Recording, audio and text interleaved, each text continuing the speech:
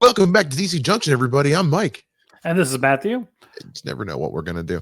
I know. We are back talking about 4 more episodes of Bat Fam because we're trying to get caught up. We're trying to get through this thing. Who'd have thought it would be so hard to binge a kids show? But apparently it's harder than I realized. So yeah, we're working on it, guys. But suffice to say, loving it. Actually, Yes. Very much loving it. Matt's finished it, and he's ahead of the. For once, I'm the one that's behind.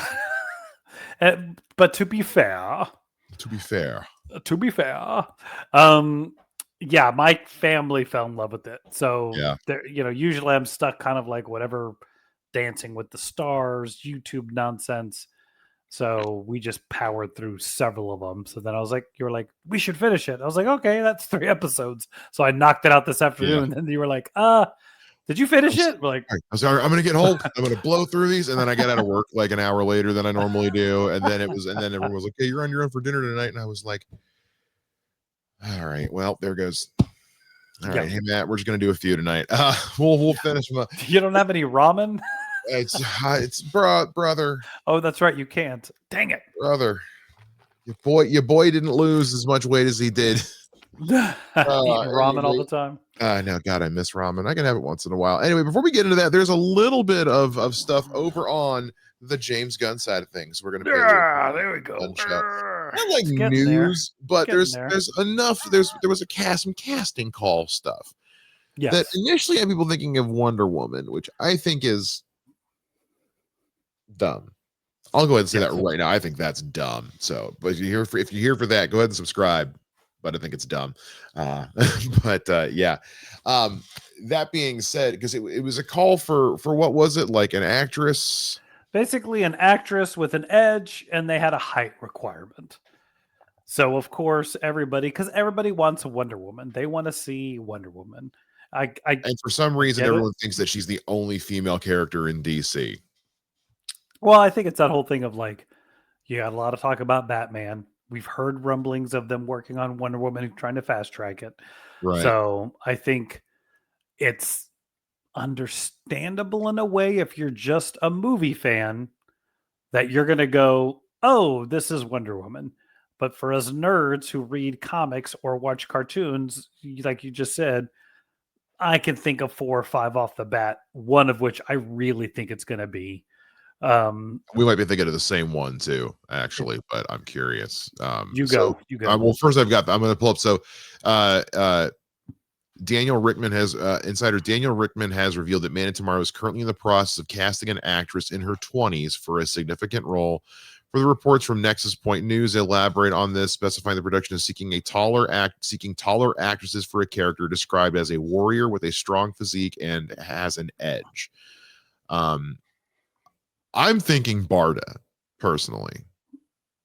I think a lot of people are going there. I don't think it's Barda. What are you thinking? I think it's Maxima. She was in a single episode of the Superman the Cartoon animated series. She had red hair. She's this queen from this alien dimension, and she comes to Earth to basically like make Superman her mate because he's the only one. Oh, that's right. That's who when they started doing the Wonder Woman thing and people were like, I don't think it's Wonder Woman. I was like, and then Big Barda came up and I was like, as much as that would be cool because, that means we're getting Mr. Miracle. That's a lot to unpack to introduce Big Barda. Yeah. But Maxima is an alien queen from a different world or dimension. We've just introduced this device that has dozens and dozens of dimensions. So if Man of Tomorrow is dealing with the repercussions of that, I'm like, makes sense that she comes out of one of those doors and is trying to get herself a dude or whatever it is. I mean, it also could just be like, stifle a yawn here. You're good. It could just be, I know this is she's going to have a significant role. She could have a significant role in the movie. It doesn't mean she's necessarily a significant character.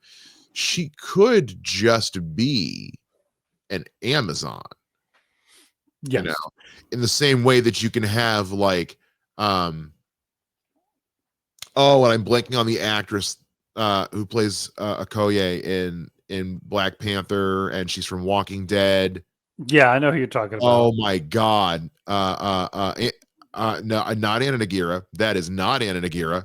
Is not. But anyway, like similar to how like or like how you would have like the Dora Milaje show up in like Falcon the Winter Soldier. Denai Denai, Guerrera.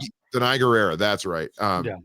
So like how you would have her or some of the other Dora Milaje show up in like other MCU shows. It's like this, you can have an Amazon show up. Yes. We live in a DC where Cersei exists. Hmm. You know, thank you, Creature Commandos. So like, I mean, shit, they could be casting for a live. Did Cersei survive the end of? Did they kill Cersei? I No, they think they did killed. not. Did they? I don't remember the ending of Creature Commandos. I don't. Actually, No, they killed the queen, but I don't remember them I don't killing remember. Cersei. But the thing, they could be casting just an Amazon or I mean, hey, shit, if we're getting lanterns next year, I mean, maybe they're casting. I mean, there's plenty of female lanterns out there. Yeah. There's several. I mean, we're getting Jessica in this My Adventures with Green Lantern series that's supposedly coming. That we've been hearing some names getting thrown around for voice casting. So Yeah. I don't know. What do you think? What do you think? I think it's Maxima. I think given the direction we're going with um lots of different planets, different dimensions, we've only seen like 10 of them, Mhm. depending on how you want to look at the what was that show? Peacemaker Mhm. only showed like 10, maybe 15 max, and there's supposed to be 99 doors in that pocket universe. That's true. It makes sense that she pop out of somewhere. And but I just think given how deep a lot of these characters James Gunn pulls from, Mhm. yes, you've got Superman, you got Lex Luthor, but then you suddenly have the Engineer. You have Correct. Yeah. like these, so I think with Peacemaker, he dug deep with some of that Earth X or whatever to Dimension X. Like, so I think that's where, or even having Vigilante in the first season, Mhm. that's not a popular character. So I feel like he's going to go somewhere else. And again, like as cool as Big Barda would be, there is a lot that comes with that character. I mean, you don't have to get into it, but you kind of do. Depends on what the movie's pitching. I mean, if we're pitching what we're all assuming is going to be like a Brainiac level threat, you know, Yeah. um, then you know, and we're talking about gods and monsters. I don't know. I mean, Yeah. but to your point again, who he could pull something D-list from the Silver Age completely out of nowhere. Yeah. This could very easily be a what's her name in BVS. Everyone thinking it's going to be Barbara Gordon, and she's just a lab tech. You know what I mean? Yeah. Like we Yeah. could be. This is one of those situations where it's like, don't want to set expectations too high, but that's a pretty specific call, a casting call there. So And Ultimate could just be Wonder Woman, and we're all fooling ourselves. and it could just be they're just going all in, and I cannot see them introducing one of the big three in in somebody else's movie. somebody else's movie. We tried that once, and everyone had Yeah. the exact same reaction, which is kind of wish they'd all had their own movies first. Yeah. So maybe we don't make that mistake again. All right, let's get into Bat Fam because I really want to talk about Bat Fam. Okay. So episodes 3 through 6. Episodes we got 90s. 90 is the new 80. Yes. All in a Bat's day's work. A Night at the Movies, Night with a K, and the Art of Claire. Yes. I'm gonna be honest. 90 is the new 80 is my was my favorite of these four. Alfred's Fun Day was such a I loved that episode so much. I laughed. It was hard. It had like all the heartfeltness, your like cheesy heartfeltness. It was just a little episodic. But just and I don't know, just you got a lot of setup for things in that episode for kind of how the rest of the season's gonna go. I almost kind of wish we'd watched 1 through 3 last week. You know what I mean? Yeah. Because you really get the setup for the rest of the season, but like just introduced to some of the little things I didn't know I was gonna love, like this weird rivalry that Alfred and Ra's al Ghul have. Yes. I don't know what's up with that, but I'm into it. And it plays through hard, especially in the finale. I can't wait to get to it. I can't wait. But just like he's like, I just did something to one of my greatest enemies, and he switches the sugar for salt in his coffee, but then he ends up liking it. So, Yes. Yes. or even in the 90s, the new 81, where he's like, I'm here with all the people I love and Raish, and Raz, and I was like, that's so good. Yeah. I love it's so simple. It's such a simple joke, but it's so funny. I hate Yes. doing that right next to the Batman because it looks like I'm squishing their heads. It's weird. I squish your head. No, I honestly, surprisingly, I like the art of Claire. I liked really kind of because she's that character that is, in my opinion, the curveball. Like everything else kind of fits. You've got Okay, I'll give you that. Raish is Damien's, grandfather. Man Bat and Batman have have a history. Alfred is this. Alicia is kind of made up, but I mean she's Alfred's niece. To Yeah. have like you de-aged a villain to a child so Bruce Wayne could So adopt this so child. Damien could have a big sister Yes. And it's because they just couldn't find a way to make Barbara um or Carrie or Samantha or any one of the other ones work, I guess. I mean, but to your point, I mean, by the time you get to the end of the Art of Claire, you're like, I don't give a shit. This is good. Yes. Oof. For it being like this, like I said, again, this random thing of like, why a villain? Like you're saying, there's 80 other or 5 or 6 other female characters this could have been. Just within the Bat family as we know it. Yeah. Batwoman, Orphan / Batgirl. That could have been Helena to some degree, you know? Like, so that's where I'm like, okay. So when they first started kind of bringing her up in the first couple episodes, it's like, it's okay, but like, why? Yeah, but like everything they're doing with her is funny and it's entertaining and it works within what we're getting. But there is that little part of the back of your brain that's like, okay, no, but seriously, why her? Is she what? It's within one of these episodes where she's wearing the sign, right? That's in the Art of Claire, I think, where she's got the no sheath on her shirt or whatever. No, yeah, that's in yeah, I think that's in That Day's Work. That Day's Work, yeah. Yes, The Do Not Disturb sign. I was dying laughing. Oh well, even in Art of Claire, when everyone keeps knocking on her door, they're like, "Are you giving me the silent treatment or rolling your eyes at me? I'm just opening the door so I can check."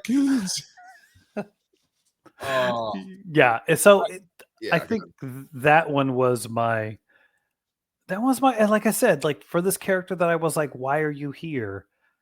I really got like invested in her in this show.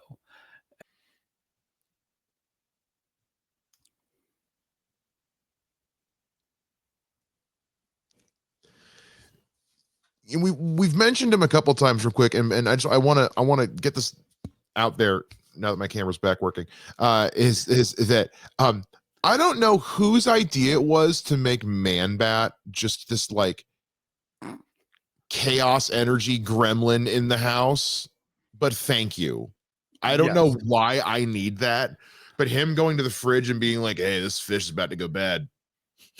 Hey, Bruce, you want to get in on this?" It's like, I don't know why this is great, but this is great. Thank you whoever came up with that idea. I don't know.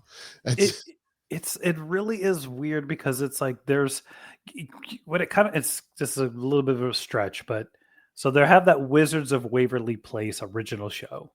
Yeah. And they've done not a reboot, but an extension of that show in Beyond Waverly, where it's like the son, the middle son, or the oldest son, whatever he was. He's the dad now, and he's raising his sister's daughter and his 2 boys. But they've constructed it in a way that you've just cookie cutter the show. It's the same Yeah. thing. It's a mom and a married couple. Fuller House did it. The How I girl- Met Your Father did it. Yeah, we're just Same gonna show. redo it. So like this, it's like somebody has that weird formula of this random sitcom, and they just like forced Batman characters into it. Yep. And it doesn't like again, like who Yeah, it's like a little he's- bit of It's like What's it's like that show? Brian and Family Guy. It's like the Alien and American Dad. It's a lot of those random, it's the Bear Cub and Brickleberry. you know what it really reminds me of? Did you ever watch the Mike Tyson mysteries? No. Oh, okay. Okay. I thought you were gonna say Alf, but okay. No. I was just saying He's the Mike Alf. Tyson, the Mike Tyson mysteries, because the randomness of the things that happen in the show are that level of randomness in that show. Really, in a show called The Mike Tyson Mysteries, it gets random. You don't say. Yeah. On the next episode. Yeah. So I guess you have homework. Yeah, I guess so. We haven't. I can't believe we got a Matches Malone reference. Oh my gosh! Yes. Extended Matches Malone reference. Yes. A whole episode. When he was like, well, if I go down there as Bruce Wayne, I'll get all kinds of special treatment. I was like, is he gonna undercover boss as Matches Malone? Yes. And he puts the mustache over his mustache. Over his beard. So stupid, and I love it. I will say though, good fake out. Didn't see Clayface coming. Wasn't mad about it either. No. I really enjoy between like him and like Killer Croc and everybody else. They've got these like weird villain designs that it's kind of like with Spider-Verse, where it's like it only works within this self-contained story. But I am enjoying it for whatever reason, because despite like how outlandish the show and the characterizations are to a point, it's still like good adaptation work for the most part. It's like, is it kind of a ridiculous take on Killer Croc? Yeah. Still not bad though. Like is it a ridiculous take on Mad Hatter or this? Yeah. Not bad though. Well, and I think what it is like, this is one of those times where like you've got to triple down. This is your concept. This is what you've set up. You need to make sure everything falls in line with this overprotective dad version of Batman, and this 8-year-old version of Damian, who, as seems to be, he's always lived there. Because they hint at his origin in the Christmas special in like one throwaway line of dialogue. Yeah. Just to basically be like, yes, we know his mother is Talia al Ghul, obviously, because his grandfather is Ra's al Ghul. We are glossing over the rest of it. It's just Talia said, you have a son now, and rather than raising him to be angry little Robin, he was like, I love this child more than anything. And I mean, look, let's not even forget about the elephant in the room. Ra's al Ghul's dead. That's true. Well, he's a ghost or or whatever he is. Well, if you remember, I mean, from that, like the Son of Batman origin, that's how that story starts. Is Ra's al Ghul gets killed. Yeah.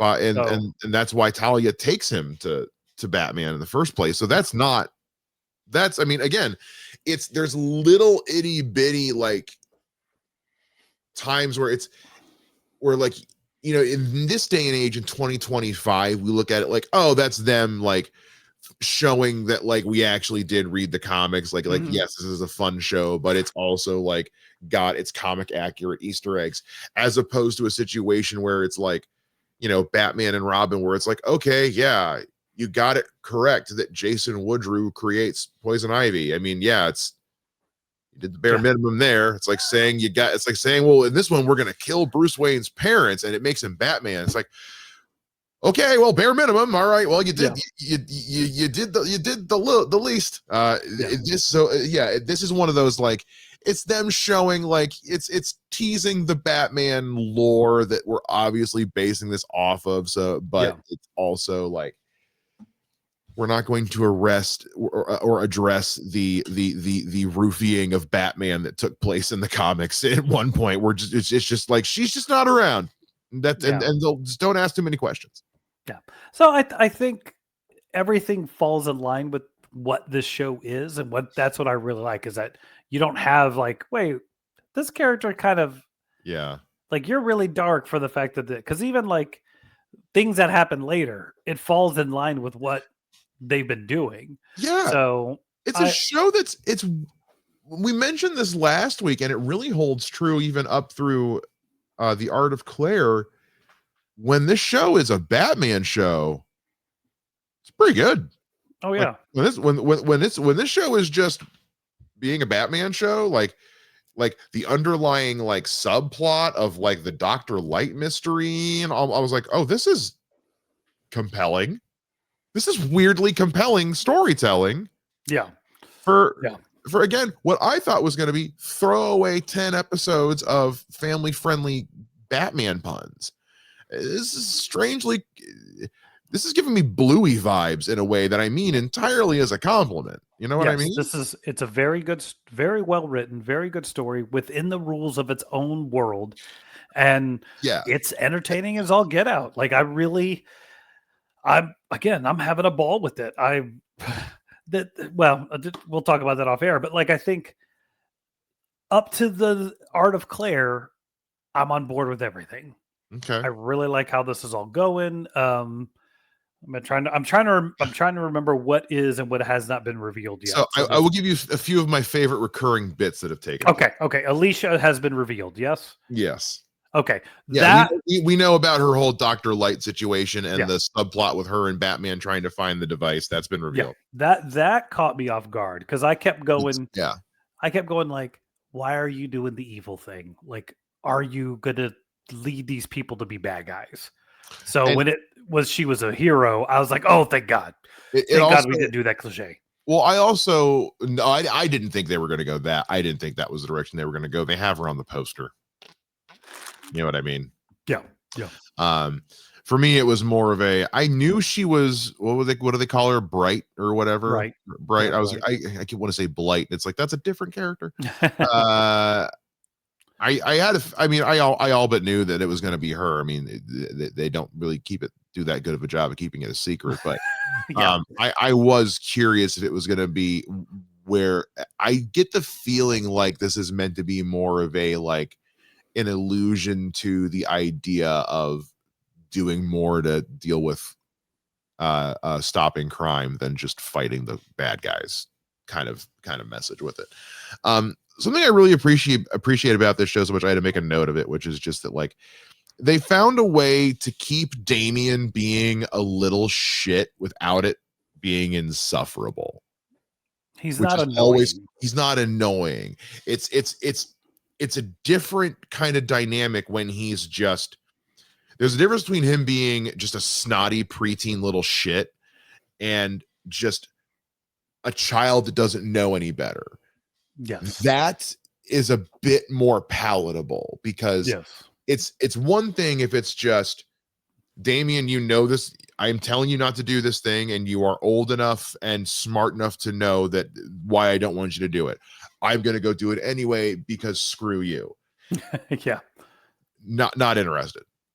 Yeah. Damian, I'm teaching you how to be a better version of Batman than me because you're young and old enough, and I can do it better than I did. Cool. I understand I am wildly oversimplifying things for the sake of this argument, but it just, for someone like me who's not a Damian Wayne fan head to toe, this makes that dynamic a bit more palatable by actually having a father-son dynamic. Yes. By reducing Batman to more of an obsessive helicopter dad, and making Damian more of just like, I want to be involved in what you're doing. Yeah. You change this dynamic to just like, yeah, and it's a lot of fun. And Yeah, it's everything you're saying. Because a lot of the drama that comes from between Bruce and Damian in the comics is just the two of them not talking to each other. And as a writer, amateur at best, but still as a writer, like drama due to lack of communication is like one of my biggest pet peeves. It's such a lazy writing trope. Yeah. To me, it's just, you can't think of any other reason for come up with any other reason for these characters to be at odds other than one of them didn't finish a sentence with the other. Yeah. That's boring to me. And also, Damian's not trying to kill his older sibling like he did in the comics. Yeah. I love that Giganta is constantly out of frame. Yes. That makes again, it's one of those that's so dumb, but it makes me laugh so hard every time. She just says her name and she's never fully in frame. We never see her face. It's so funny. And I loved Commissioner Gordon at movie night. Yes. That was so funny. And the way he was so hard up on the no outside food at the movie theater rule, even mid sobbing, just no outside food, Alfred. Anytime, I love Commissioner Gordon as a character, and we all respect Jim Gordon, but anytime they can make Jim Gordon a little bit of an idiot, like they do on Harley Quinn, it's funny. You know what I mean? Well, and I think like there's a difference between this. A lot of the show takes the piss out of some of these characters, but they're still capable. Yeah, I'm fine. It's when you take the piss out of them and you make them complete morons, and I'm like, all right, guys, we've gone too far. We've gone too far with it. So, but no, I can't wait for you to watch the rest of it. Yeah. I'll be very surprised if you don't get a second season of this. I would be too, actually. I'm really, really enjoying this. And so far, like, I haven't heard a lot of buzz about it, which is a little disappointing, but I'm hoping the word of mouth on this is really good because this is something fun. Like I mentioned this last week and I haven't had a chance to do it yet, but I'm genuinely looking forward to showing this to like my girlfriend and her son. Like, yeah, like this is just fun, funny comic book silliness that just if you just need 25 minutes of Batman induced dopamine straight to the dome, you know, that's kind of what this is. It's perfect for that. Yeah. Let us know what you guys think, though. If you guys have watched Merry Little Batman, or Merry Little Batman, either one, down below in the comments. Subscribe on your way down there. It's on the way. It's on the way. And also make sure you guys follow us on all the social medias. Follow me on social media at Mr. Mike Shea. And follow me across all social media at the Hustle Man. And before we go, let me say this. Oh, yeah. I have a copy. Hold on. Let me see. Which one is this? Okay. This one should be on the website. But Phantom Hawk #1. Oh, yeah. Phantom Hawk #1 has been released. It is on the website. And also, so they come shipped in these covers just to protect them. Oh, cool. So you have to like take them off. It was just a cover. And Quickwire #1. Oh, yeah. Are both available on Apogee's website. The physical ones are just now. That's $5 a piece, and of course shipping and such. And then the digital ones I think will be available later this month. But go check it out. Buy it. Let me know what you think. I'd love to hear your thoughts. I think Mike is going to have to get some. And I'm going to have to check this out. I'll do my due diligence and read the books that Matt worked on, and maybe we'll talk to them about it here on the show at one point. So check those out, guys. Matt put a lot of work into those with a lot of other folks. So shut up. The artist put a lot of work in. But hey, writing is hard too. Matt put a lot of work as a writer into with some folks on those books. So if you get a chance, check those out. We'll talk about them here as always, guys. So heads up, just because next week is Thanksgiving, we have a special treat for you. Yeah, I know. Yeah, it's next week. I know. Time has no meaning anymore. We have something special planned for you guys for next week. I'm not going to say what it is. All I'm going to say is the day after Thanksgiving, on Friday at our normal time. We have something a little special planned for you guys. So it won't be a traditional episode, but it's something kind of fun. So Yeah. just keep your eyes peeled for that. And then we'll be back with a normal episode the first week of December, just right back on schedule like we were. We'll talk about the rest of Batfam. We'll get caught up on anything else we've missed up to that point. I hope to God by that point we have had something for Supergirl or Lanterns or just please, oh my God, please. We'll get caught up on all the things for next time. So we'll see you guys again next time here. There is something DC to talk about. Bye-bye.